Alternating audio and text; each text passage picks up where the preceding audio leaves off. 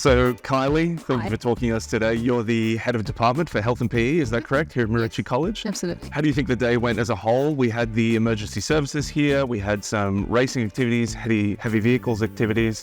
How do you think the day went? Did the girls enjoy it? The girls loved it. I was really nervous at the start because it was not something that has been done before, and to put this on the calendar, it kind of snowballed from a little tiny idea of just having the emergency vehicles come in into kind of a bigger afternoon, which was amazing. The kids were super engaged when they were doing the talk at the front. They loved getting in the vehicles. They loved revving the cars.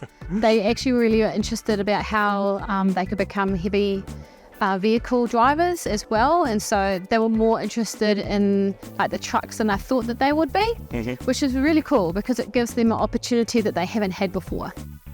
I had girls coming out of the fire truck going, "Miss, I'm going to be a firefighter." I was like, okay, all right. Miss, I can be a race car driver. And so just having the females that are visible in those occupations, it sends such a good message to our kids in vocations that are male heavy.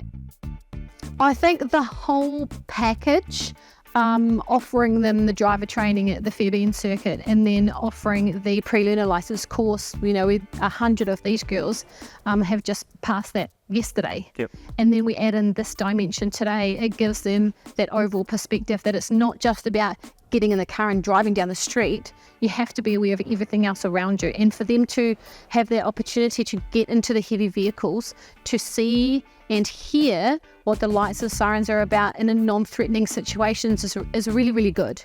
Often teenagers get to a point with police where it's us and them.